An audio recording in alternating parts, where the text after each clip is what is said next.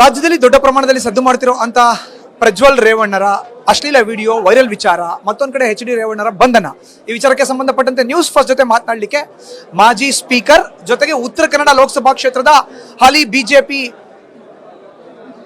ಅಭ್ಯರ್ಥಿಯಾಗಿರುವಂತಹ ವಿಶ್ವೇಶ್ವರ ಹೆಗಡೆ ಕಾಗೇರಿ ಅವರು ಇದ್ದಾರೆ. ಅವ್ರನ್ನ ಮಾತಾಡಿಸ್ತೀನಿ.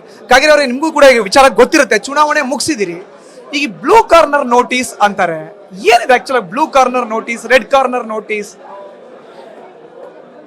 SIT ತನಿಖೆ ನಡೀತಾ ಇದೆ. ಇದೆಲ್ಲವೂ ಈ ನೋಟಿಸ್ಗಳ ಬಗ್ಗೆ ಮತ್ತು ತನಿಖೆ ವಿವಿಧ ವಿವರಣೆಗಳ ಬಗ್ಗೆ ಈಗಾಗಲೇ ಮಾಧ್ಯಮದಲ್ಲಿ ಸಾಕಷ್ಟು ವಿವರಣೆಗಳು ಬರ್ತಾ ಇದೆ. ನಾನು ಇನ್ನೇನು ಹೆಚ್ಚು ಹೇಳೋದಕ್ಕೆ ಬಯಸೋದಿಲ್ಲ. ಸರ್, ನನಗೊಂದು ಕುತೂಹಲ ಇದೆ ಸರ್. ಈಗ ರಾಜ್ಯ ಸರ್ಕಾರ SITಗೆ ವಹಿಸಿದೆ, ಬಟ್ ಕೇಂದ್ರ ಸರ್ಕಾರದ ಕಡೆ ಬೊಟ್ಟು ಮಾಡ್ತಾ ಇದೆ ಸರ್. ಅದು ಎಷ್ಟರ ಮಟ್ಟಿಗೆ ಸಮಂಜಸ ಅಂತೀರಿ ನೀವು?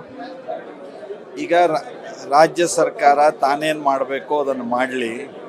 ಕೇಂದ್ರ ಸರ್ಕಾರಕ್ಕೆ ತನ್ನ ಜವಾಬ್ದಾರಿ ಏನು ಅಂತ ಅರಿವಿದೆ. ಕೇಂದ್ರ ಸರ್ಕಾರ ಯಾವ್ಯಾವ ಕಾಲ ಯಾವ್ಯಾವ ಘಟ್ಟದಲ್ಲಿ ತಾನೇನೇನು ಜವಾಬ್ದಾರಿಯನ್ನು ಪಾತ್ರವನ್ನು ನಿರ್ವಹಿಸಬೇಕಾಗುತ್ತೋ ಅದು ನಿರ್ವಹಿಸುತ್ತೆ. ನನ್ನ ಕಡೆಯ ಪ್ರಶ್ನೆ ಸರ್, ತಾವು ಒಬ್ಬ ಹಿರಿಯ ರಾಜಕಾರಣಿಯಾಗಿ, ಮಾಜಿ ಸ್ಪೀಕರ್ ಆಗಿ ರಾಜ್ಯ ಸರ್ಕಾರಕ್ಕೆ ಈ ಒಂದು ಪ್ರಕರಣ ವಿಚಾರಕ್ಕೆ ಸಂಬಂಧಪಟ್ಟಂಗೆ ಏನು ಸಲಹೆ ಕೊಡೋಕೆ ಇಷ್ಟಪಡ್ತೀರಿ? ನಿಷ್ಪಕ್ಷಪಾತವಾಗಿ ತನಿಖೆ ಆಗಲಿ.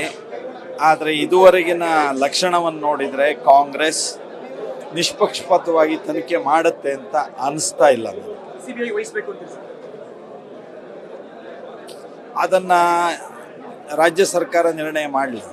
Thank you sir. ಇದು ಒಟ್ಟಾರೆ ವಿಶ್ವೇಶ್ವರ ಹೆಗಡೆ ಕಾಗೇರಿ ಅವರ reaction. Camera person Manju Hosakote ಜೊತೆ Madhusudan, News First Kannada, Bengaluru. News First ನಿರ್ಭೀತಿಯಿಂದ ನಿಮ್ಮ ಪರವಾಗಿ.